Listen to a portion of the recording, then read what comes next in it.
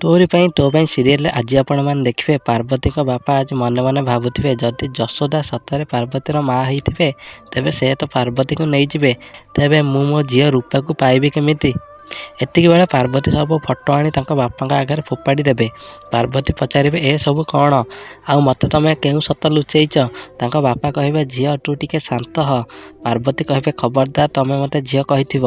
ଗୋଟେ ବାପା ତା ଝିଅକୁ କେବେ ବି ସତ ଲୁଚେଇ ପାରେ ନାହିଁ। ଆଉ ମୁଁ ଜାଣିଥିଲି ଯେ ସେ ରଞ୍ଜନ କେବେ ବି ମୋ ସ୍ୱାମୀ ହେଇନଥିବ। ତାହେଲେ ସତ କ'ଣ ତମେ ମୋତେ କହ। ଦର୍ଶକ ବନ୍ଧୁ ଏତିକି ବେଳେ ରଞ୍ଜନ ଆସିବ ଆଉ କହିବ ସତ କ'ଣ ମୁଁ କହୁଛି ତୁ ଶୁଣେ ପାର୍ବତୀ।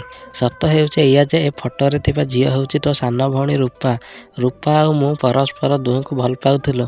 ହେଲେ ତୋ ସାଙ୍ଗରେ ମୋର ବାହାଘର ହେବାରୁ ସେ ଆତ୍ମହତ୍ୟା କରି ମରିଗଲା। ଏବେ ତୁ କିଛି ନ କହି ସେ ଜାଗା ଦେବା ପାଇଁ ଯଶୋଦା ମ୍ୟାଡ଼ାମଙ୍କ ଘରକୁ ଚାଲେ। ସେପଟେ ଦର୍ଶକ ବନ୍ଧୁ ଯଶୋଦା ରାମକୁ କହିବେ ରାମ ତମେ ଯେଉଁ ଜାଗା ବିଷୟରେ କହୁଥିଲ ସେ ଜାଗା ଆଜି ରଞ୍ଜନ ଦେବା ପାଇଁ ଆସିବେ। ତାପରେ ଆମେ ସେଠାରେ ଚିକିଙ୍କ ନାଁରେ ଏକ କମ୍ପାନୀ ଖୋଲିବା। ରାମ କହିବେ ମୋ ସ୍ତ୍ରୀ ଚିକିଙ୍କ ସ୍ୱପ୍ନ ପୂରଣ କରିବା ପାଇଁ ମୁଁ ଜୀବନ ଥିବା ପର୍ଯ୍ୟନ୍ତ କିଛି ବି କରିପାରେ। ନିଶା ଏସବୁ ଶୁଣି ମନେ ମନେ ଭାବିବ ଅଗସ୍ତି କମ୍ପାନୀର ଉନ୍ନତି ହେଉଛି ଗୋଟେ ଭଲ କଥା, କାରଣ ସବୁ ତ ଶେଷରେ ମୋର ହିଁ ହେବ। ଆଉ ସେ ଚିକି ନାଁରେ ମୁଁ କିଛି ବି କରିବା ପାଇଁ ଦେବିନି। ହଁ ଦର୍ଶକ ବନ୍ଧୁ ଏପରି ଏକ ଜବରଦସ୍ତ ଏପିସୋଡ଼ ଆପଣମାନେ ଦେଖିବେ।